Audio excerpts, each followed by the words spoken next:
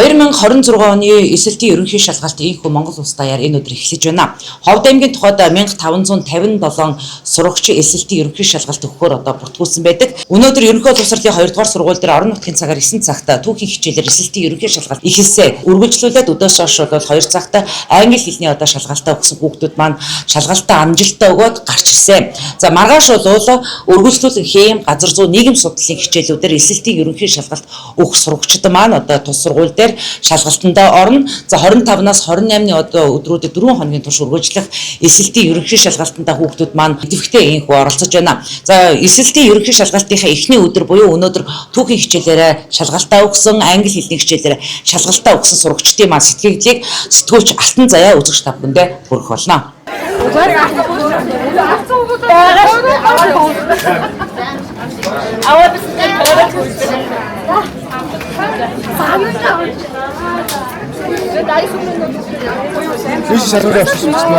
Тэгэхээр сая өнөөдөр түүхийн хичээлээр эсэлтийн ерөнхий шалгалтанд ороод гараад ирлээ. Энэ жилийн тухайд ер нь эсэлтийн ерөнхий шалгалтын яг одоо асуултууд тестүүд нь ер нь ямар байсан бэ? Хийхэд ер нь хэр байсан? Өнгөрсөн жилийн тухайд бас жоохон одоо хил ам дагууладсан та бүхэн бас харж ирсэн баг.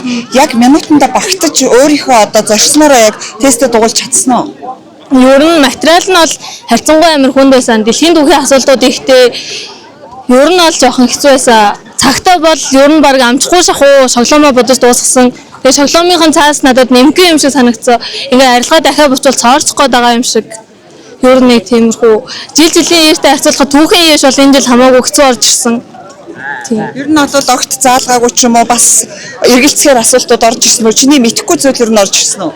Мэдхгүй юм бол байгаагүй. Яг л сурах бичгэн дээр байсан агуулгын хүрээнд байсан ч гэсэндээ ер нь бол хэцүү юм орж ирсэн. Өөр ер нь хүндрэлтэй зүйл юу байсан бэ? Өөр хүндрэлтэй зүйл гайгүй байсан. Харандааных нь үзүр хүүхдүүдэд жоохон хураад байгаа юм шиг санагдсан. Тий, нэг хүүхд лав 2 3 харандаа дахин ахуулаад исэн. Тий. Бусад эсэлтийн ерөнхий шалгалтанд орж байгаа найзуудтай хандаж өгч хэлмээр байна. Ер нь цагаа зөв хуваарлаараа шоглоон бодоход 20 минут бол хүрэхгүй байлээ шүү л гэж. Угад гараад ирж байна. Түнхээ сонсож амжсан уу? Ер нь амжсан. Материал хэр байсан бэ? Миний бодлоор бол гайгүй байсан. Ер нь боломж юм байсан. Бас хүндрэлтэй зүйл юу байсан бэ? Минутанд амжиж чадсан уу? Хариултын үз бүглэхтэй жоохон хугацаа алдсан. Бусдаараа бол хүндрэлтэй юм байгаагүй. Материал ер нь ямар байсан? Минутанд амжиж чадсан уу? Ер нь хүндрэлтэй зүйл юу байна? Ерхийдөө шалгалт болоод нэг дунджаас жоохон дээгүүр байсан. Тэгээд минутанд арай гэж лэмсаад байгаа ер нь бол. Тийм. Нилээ яаж хийсэн? Түнхээ сонссон уу? Сонсоод гаргасан. За, хэдэн оноо вэ? 96 авсан.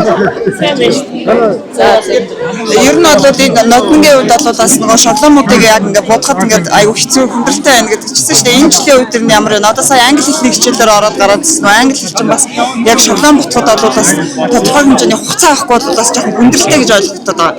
Энэ жилийн шоглоомын үед бол яг хөө өнөхөөс бол гайваас гэж бодож байна. Тийм. Хүссэн одоо зорьсон хэмжээнд гүйцэтгэлтэй хийж чадсан уу? Минутанд амжиж чадсан уу? Чадсан. Тэгэд ер нь үдсэн хичээлүүдэд давтаад байх юм бол яг хийсэн давтаад хийгээд байх юм бол шалгалтын дээр бол ер нь бол тийм саатаад байх юм байхгүй маа. Хүссэн нь бол хүрчсэн. Хэдэн оноо авсан бэ? 75. Тестийн хэрэгжигдэхүүнүүд ер нь ямар байсан бэ? Баал цаас харандаан дээр хүндрэл гарч ирсэн үү? Гайгүй байсан. Баллуур жоохон ботрохоос нэг юу харандаа бол сайн байсан. Эсэлтийн ерөнхий шалгалтанд орж байгаа найзуудтай юу гэж хэлмээр байна? Амжилт хүссэн хүрээрэл гэж хэлээ да. Таны хувьд ер нь хичнээн хүүхэд бэлтгэсэн бэ? Бэлтгэсэн хүүхдүүдийнхээ бас эхнээс нь эхлээд одоо үр дүнгийн хараад эхэлж шүү дээ. Энэ жил 19 хүүхэдтэй байгаа. 6 дахь удаага яш бэлтэж байна. Ямсан дээдл нь 75 та сая яриа өгсөн хүүхэд маань өндөр оноотой байна. Одоо үлдсэн хүүхдүүдэд хүлээгээл байж байна. Эхнээсээ одоо гарч ирсэн хүүхдүүд маань ер нь тест ямар байсан гэж байна. Оноондоо хүрэхээс эхлээд бас хүүхдүүдэд хүндрэл үүсдэг штэ. Шоглоомоо бодхоос эхлээд одоо минутандаа хүрдэггүй ч юм уу. Ер нь хүндрэл бэрхшээл юу байна гэж байна. Энэ хүүхдүүд хийжсэн даалгаврууд байна. Хийжсэн юм их орчсон байна гэж байна. Тэгээд гол нь цагаал сайн баримталчих юм бол амжиж байна л гэж байна. Эсэлтийн ерөнхий шалгалтын одоо тест маань ер нь хэр байсан бэ? Хүнд байсан уу? Ер нь ямар байсан? Тест нэг хүнд биш байсан. Тэгээ цагтаа бол нэг сайн амжихгүй байсан. Юуг анхаармаар юм шиг байна ер нь. Шоглоомоо бутгатаа Эрт 10-15 минут цэнүү тавьцаа үлдсэн цагтаа тэгээ бодоорой. Өөр хэлэхгүй алгатай. Шалгалтанд ороход хүндрэлтэй зүйл юу вэ? Цагтаа амжиж чадж гэнэ үү? Хүссэн оноогоо авч чадсан уу? Математик, англи хэл нийгмийн шалгалтад өгсөж байгаа. Тэгээд соногоо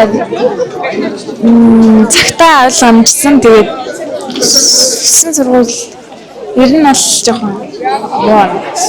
Хүүхдүүд одоо шоглоомыг буцаад цагтаа амжихаас эхлээл бас хүндрэлүүд үүсдэг.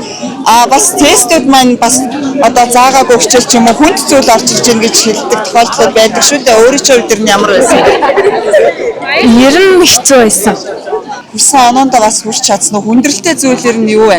Цагтаа ерөнхийдөө бол амжиж чадсангүй ер нь цагаа маш буруу тооцоодлоо. Тэгээд зарим хэсгээ хийж чадсангүй. Тэгээд хийж чадаагүй цагтаа амжаагүй болохоор зарим нь буудсан. Тэгээд хүссэн оноогоо л авч чадсангүй. Цагтаа амжаагүйдээ харамсаж байна. Яагаад амжиж чадаагүй вэ? Тэгээ яг хийгээл явж идэл яг сүүлийн 30 минут үлдсэн. Тэгээ яг унших даалгавар задгаа үлдсэн. Тэгээл 30 минутын дотор амжуулсан та бүгднгээ. Энэ жилийн ер нь эсэлтийн ерөнхий шалгалтын одоо материал ер нь ямар байсан бэ? Та бүхэнд ирж байгаа одоо бодлогууд, тестүүд ер нь ямар байсан бэ? Яг хичээл дээр орсон зүйлүүд байсан уу? Арай одоо ихсэн төвчний хүнд байсан уу? За ерөнхийдөө бол хичээрээс арай дээгүүр ихсэн төвчнийх байсан. Тэгээд ер нь зарим нь бол орж ирж байсан юм шүү, зарим нь таг мэдхгүй юмсуд бас байсан. Одоо хэрэглэгдэхүүнүүд ямар байсан бэ? Харандаа бал гээл та бүхэн цаанаас нэгээ тавиад өгч байгаа зүйлсэн шүү дээ. Цааснаас эхлээд тэгээ зарим хүмүүс ингээ будаж яхад нөгөө ингээ цоорох гэдээсэн нэмгэн байсан гэдэргээд асуудлууд бас гарч илээ. Өөрийн чинь өдөр нь ямар санагдсан? Миний хувьд бол бүх зүйл асуудал байсан. Цоорж морох тийм асуудал байхгүй. Хэрэглэгдэхүүнүүдийн хувьд бол яг бүгд боломж юм байсан. Тэгэхээр цаашдаа одоо эсэлтийн ерөнхий шалгалтанд орох гэж байгаа хүүхдүүдтэй хандаж юу гэж зөвлөмөр байна? Юу анхааруулмаар байна? За цаашдаа эсэлтийн ерөнхий шалгалтанд орох гэж байгаа хүүхдүүдэд цагаа сайн л хуваарлаарай гэж хэлье да.